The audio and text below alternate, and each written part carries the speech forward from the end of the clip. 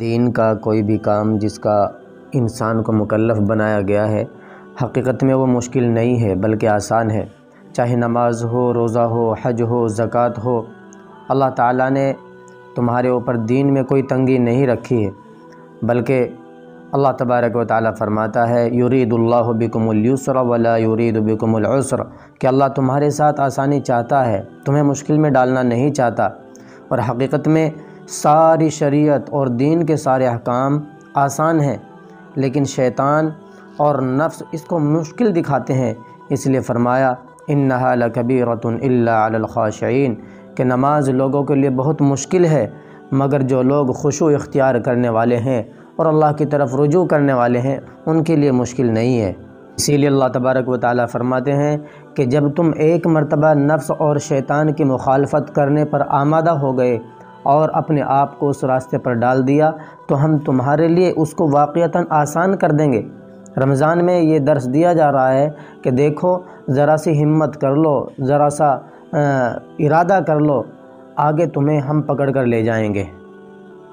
حضرت حکیم الامت مولانا اشرف علی تھانوی رحمۃ اللہ علیہ فرماتے ہیں کہ جیسے کوئی بچہ جب چھوٹا ہوتا ہے تو وہ چلنا شروع کرتا ہے، تو چونکہ ابھی وہ قدم اٹھا کر چلنے کے قابل نہیں ہے، لیکن جب ذرا کھڑا ہونا شروع کرتا ہے تو ماں باپ تھوڑی دور کھڑے ہو کر اس کو اپنی طرف بلاتے ہیں۔ وہ بچہ ماں باپ کی طرف ایک قدم بڑھانے کی کوشش کرتا ہے، پھر لڑ کھڑا کر گرنے لگتا ہے، ماں باپ بلا رہے ہیں کہ میری طرف آؤ۔ اب اگر وہ اپنی جگہ پر ہی کھڑا رہے، قدم بڑھائے ہی نہیں تو بس وہیں کھڑا ہی رہے گا، چلنا نہیں سیکھ سکتا۔ لیکن اگر وہ اپنی طرف سے کوشش کر کے ایک آدھ قدم بڑھائے پھر لڑ کھڑا کر گرنے لگے تو ماں باپ لپک کر اس کو گرنے سے بچا لیتے ہیں۔ حضرت فرماتے ہیں کہ اللہ نے فرمایا والذین جاہدوا فینا لنہدینہم سبلنا، کہ اس آیت کا یہی مطلب ہے کہ تم قدم بڑھاؤ، ہم خود آگے بڑھ کر تمہیں گود میں اٹھا لیں گے۔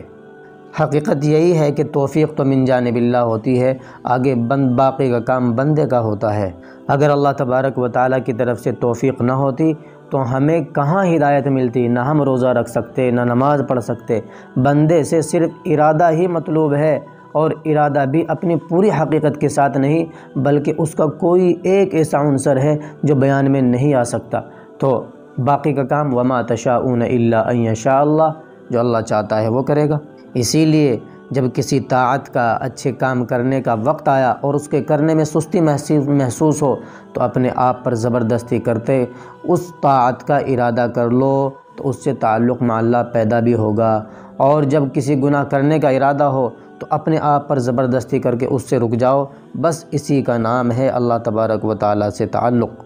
اسی لیے رمضان المبارک یہ ایک تربیتی کورس ہے، ہمیں اس مہینے میں اپنی ہمت کو کچھ اور زیادہ بڑھانا چاہیے۔ اس کے نتیجے میں یہ ہوگا کہ اللہ تبارک و تعالیٰ ہمیں روزوں کی توفیق دے رہے ہیں، تراویح کی توفیق عطا فرما دیتے ہیں۔ اکثر و بیشتر مسلمان ایسے ہیں جنہیں 11 مہینے کبھی تہجد کی توفیق نہیں ہوئی، لیکن اس مہینے میں بہت سوں کو توفیق مل جاتی ہے۔ عام دنوں میں قرآن شریف کی تلاوت کا اہتمام نہیں ہوتا، جبکہ اس مہینے میں ہو جاتا ہے۔ یہ سب اسی دھیان، توجہ اور تھوڑے سے ارادے کی وجہ سے اللہ تبارک و تعالیٰ کی طرف سے ملنے والی توفیق سے ہو رہا ہے۔ اسی لیے اللہ کے نبی نے ارشاد فرمایا لا تحقرن من المعروف شیئا، کہ نیکی کی کسی بات کو بھی حقیر ہرگز نہ سمجھنا چاہیے۔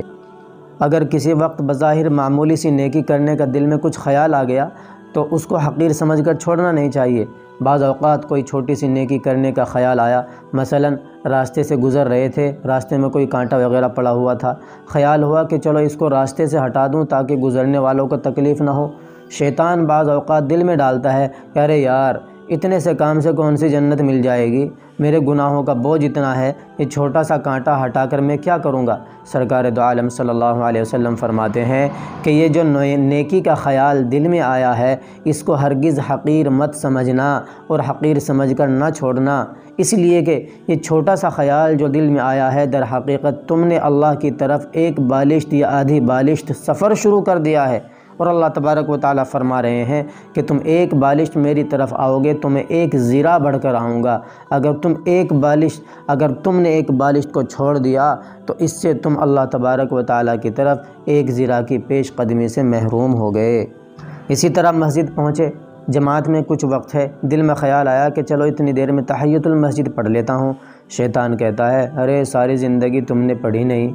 ایک مرتبہ پڑھنے سے کیا ہو جائے گا، چھوڑو تھوڑی دیر بیٹھ کر آرام کرو۔ دل میں اس نیکی کا خیال آیا، اس کو کر گزرو، کچھ پتہ نہیں کہ اس وقت یہ نیکی کس جذبے اور کس اخلاص کے ساتھ انجام پا جائے جس کی بنا پر بیڑا ہی پار ہو جائے۔ بعض اوقات ایسا ہی ہوتا ہے کہ چھوٹا سا عمل پتہ نہیں کس اخلاص کے ساتھ انجام پاتا ہے، اللہ تبارک و تعالیٰ اپنے فضل و کرم پر سے اسی پر مغفرت فرما دیتے ہیں۔ تو اللہ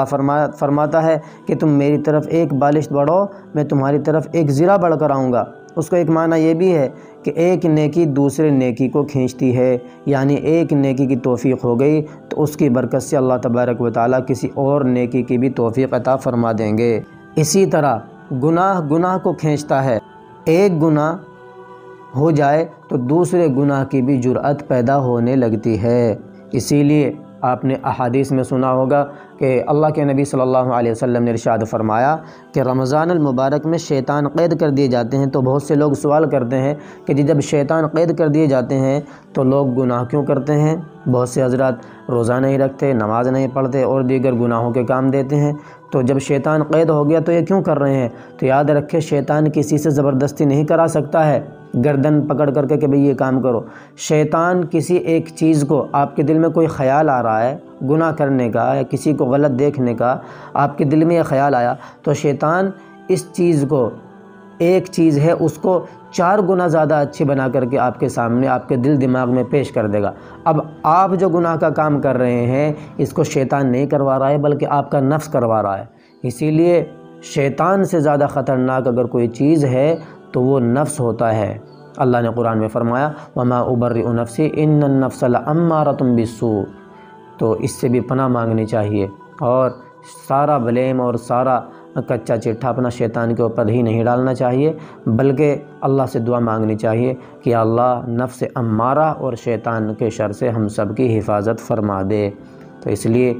ہم سب کو چاہیے کہ ہم سب اللہ تبارک و تعالیٰ کی طرف رجوع ہوں، نیکی کا جو بھی خیال دل میں آئے تو فوراً اس کو کر گزرنا چاہیے، نیکی کو چھوٹا سمجھ کر یہ نہیں سوچنا چاہیے کہ جی آج کر لیں گے تو اس سے کیا مجھے جنت مل جائیں گی، اور میں نے آج تک یہ تحیۃ المسجد، تحیۃ الوضو یہ نہیں پڑھی تو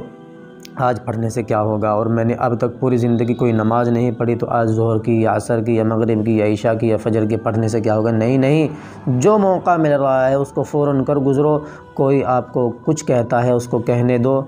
ہو سکتا ہے اللہ تبارک و تعالیٰ آج اس کی برکت سے آپ کو راہ راست پر ڈال دے، یا اللہ تبارک و تعالیٰ آپ کے اس عمل کو قبول فرما لے اور یہی جنت میں جانے کا ذریعہ بن جائے۔ اللہ تبارک و تعالیٰ مجھے اور آپ کو ان باتوں پر عمل کرنے کی توفیق عطا فرمائے، آمین۔ وآخر دعوانا الحمد للہ رب العالمین۔